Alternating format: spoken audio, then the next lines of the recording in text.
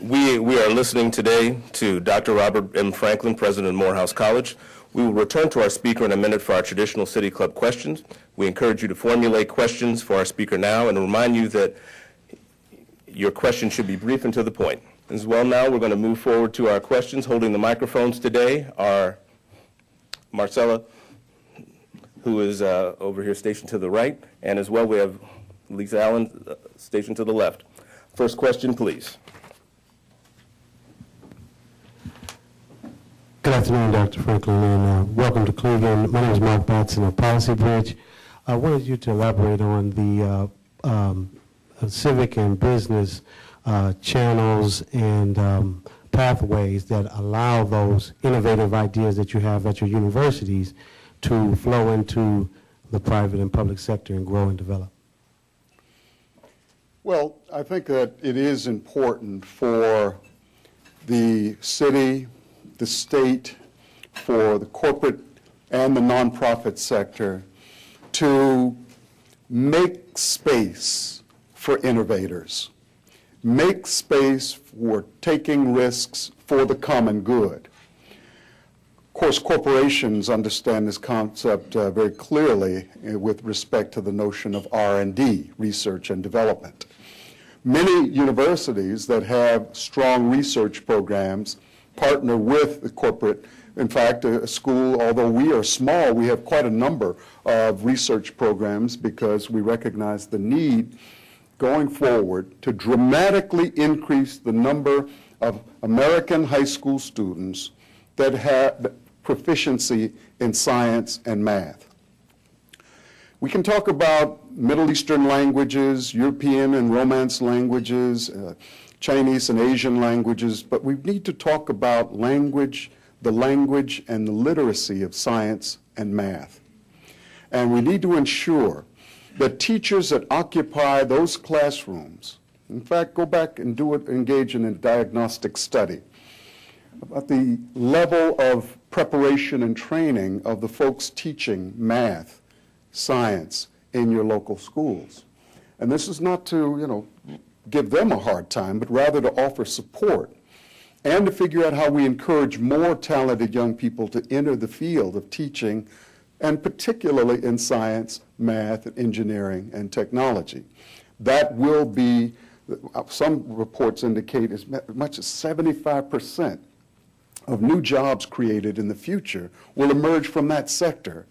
And yet, only 16% of American undergraduates nationwide major in the science, technology, engineering, or math disciplines, STEM, what we call the STEM disciplines. 16%. In Singapore, it's 68%. China, 51%. Think about that. China, half of the undergrads in college today in Beijing and in China are majoring in science, math, engineering, and technology. United States of America, 16%. At Morehouse, that number is 32%. So we actually have twice the national average of our students.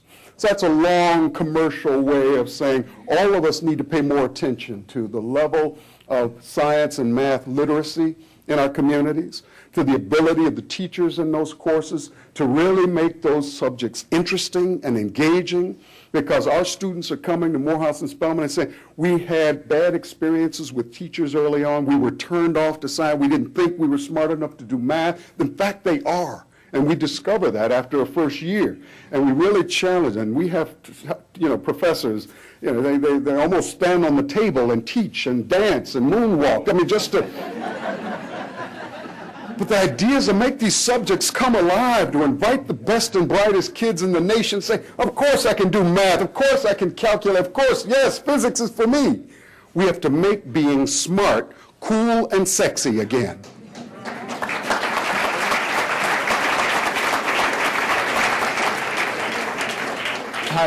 Hi, my name is Antoine Grayson. I attend Health Careers High School, and I am in the 10th grade, and my grade point average is a 3.9.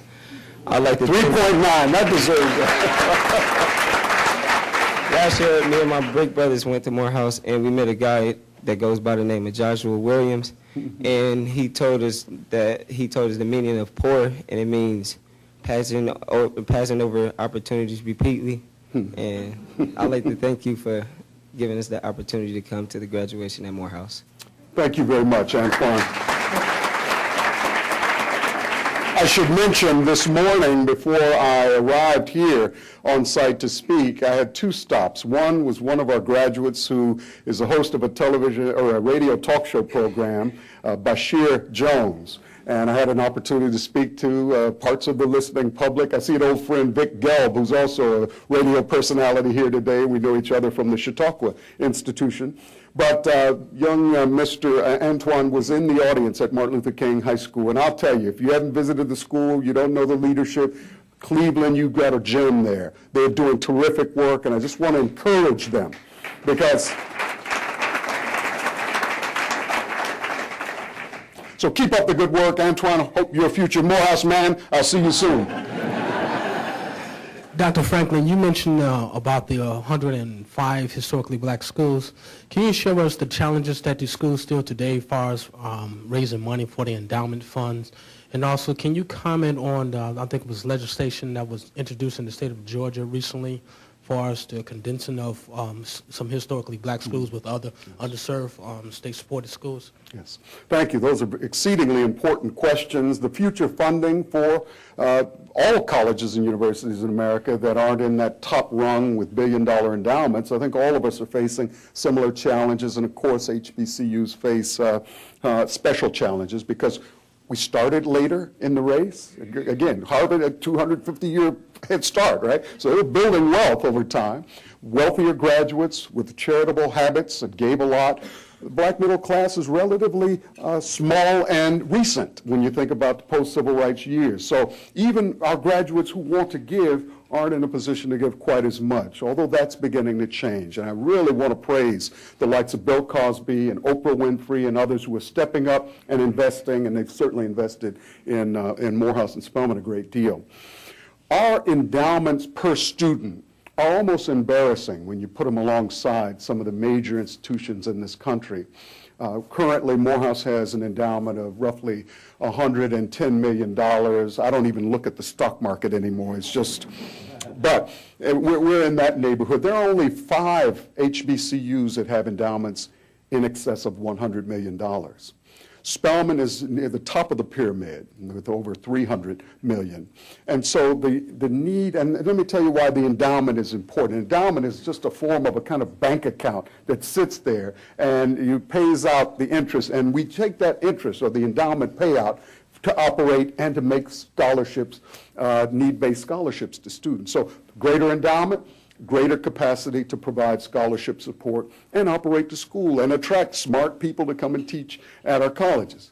We have a woefully small endowment, and it's going to be one of our priorities at Morehouse to dramatically increase our endowment. Harvard had, before July 2008, over $30 billion, $30 billion. Morehouse, $110 million. And yet I argue that places like Morehouse, we produce Ivy League results with HBCU resources.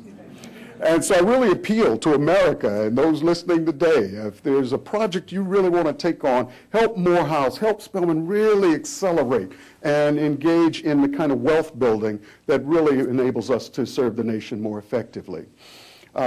Your second question went to the point of efforts to merge some HBCUs. And as much as I hate to see that happen, of course, I just stood here and made a case for the need to preserve all 105. I'm also enough of a businessman to recognize that the schools have to make business sense. They have to, they have to produce, and they have to raise funds effectively. They have to operate efficiently. And because many of these institutions haven't been poorly operated, they're operating well and managed well, but are relatively less known and simply haven't won the large fundraising and the government contracts and the like. They operate on a very, very thin margin.